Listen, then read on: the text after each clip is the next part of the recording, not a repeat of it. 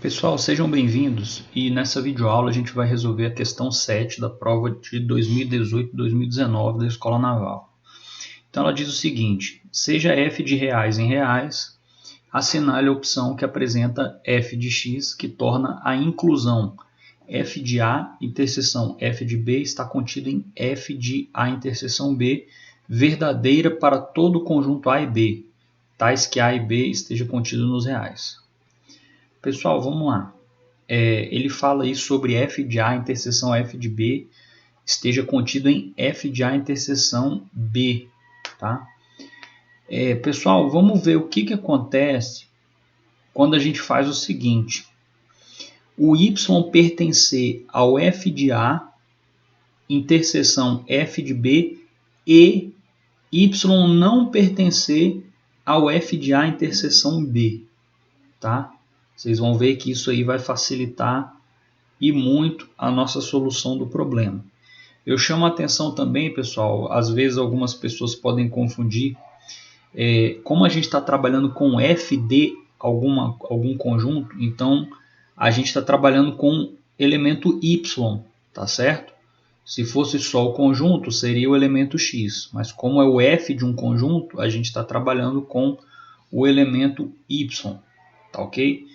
Então, vamos trabalhar aí com y pertencer a essa interseção e y não pertencer ao f dessa interseção. Tá? Olha só. A afirmação de cima é a mesma coisa que essa afirmação de baixo. Tá? Y pertence ao f de A e y não pertence ao f de A interseção B e y pertence ao f de B, tá aqui, e y não pertence ao f de A interseção B. Eu só repliquei duas vezes essa informação, pessoal. Como a gente tem uma regra do e aqui, eu posso replicar essa informação aqui duas vezes, tá ok? E aí, pessoal, olha só, essa primeira afirmação e essa segunda afirmação. Y pertencer ao f de A e não pertencer ao f de A interseção B significa que o y pertence ao f de A menos B, tá certo? Ou seja, ele pertence ao f de um conjunto menos o outro, tá certo? E a segunda afirmação, pessoal, olha só, y pertence ao f de B e y não pertence ao f de A interseção B. Ou seja, o y pertence somente ao f de B, né, pessoal? Então, vai ficar aqui, ó, o y pertence ao f de B menos A. Tá ok? E aí, olha só. Para essa primeira afirmação aqui, existe um x1 pertencente a esse conjunto aqui, ó. Existe um x1 pertencente a esse conjunto, tal que o f de x1 é igual a y. Tá? Tá aqui o nosso y. Ok? E essa afirmação 2 aqui, pessoal, a mesma coisa. Existe um x2 pertencente ao B menos A, ou seja, existe um x2 pertencente a esse conjunto, tal que f de x2 seja igual a y também. Ok? Então, vamos prosseguir aqui na nossa solução. Mas o A menos B e o B menos A, pessoal, eles são conjuntos disjuntos, tá? O que significa isso? Olha só. Ou seja, se x1 pertence ao A menos B e x2 pertence ao B menos A, então x1 tem que ser diferente de x2, pessoal. Como é que a gente visualiza isso? A gente visualiza da seguinte forma. A gente tem um conjunto A aqui, tá certo? E a gente tem um conjunto B aqui.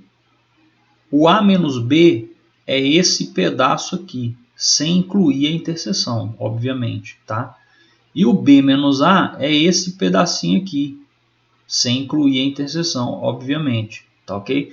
Então, um elemento que pertença a esse conjunto aqui, ele não pode pertencer a esse conjunto aqui. Então, por isso que o x1 tem que ser diferente do x2, tá certo, pessoal? Então, essa seria uma a analogia gráfica dessa solução do problema, tá ok?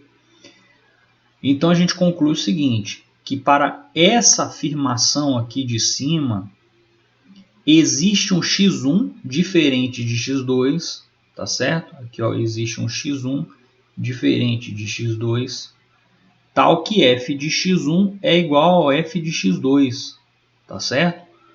Porque ambos são y aqui, ó. F de x1 é igual a y e f de x2 é igual a y. Só que x1 diferente de x2, tá? Para essa afirmação que a gente começou partindo aqui no nosso passo 1. Tá certo, pessoal? Assim, para atender o enunciado, a função deve ser injetora, porque no enunciado, pessoal, ele está dizendo o oposto aqui, né? Dessa afirmação. F de A, interseção F de B, esteja contido em F de A, interseção B. Tá certo? Então, a função ela tem que ser uma função injetora. Ou seja, existe x1 igual a x2, tal que f de x1 é igual a f de x2. Ok? E a função que atende essa condição, pessoal, imediatamente visualmente aqui, ó, é a função da letra C. Ou seja, f de x é igual a 17e elevado a x. Atende esse requisito. Pois o f de x1 é igual a 17e elevado a x1. E o f de x2 é igual a 17e elevado a x2. Tal que f de x1 igual a f de x2 se somente se o x1 for igual ao x2, né, pessoal? Tá certo? Então, o que torna correto para a gente a resposta a letra C. Ok, pessoal? Pessoal, eu espero que vocês tenham gostado. Estou aberto a sugestões. E é isso. Até as nossas próximas videoaulas e um forte abraço para vocês.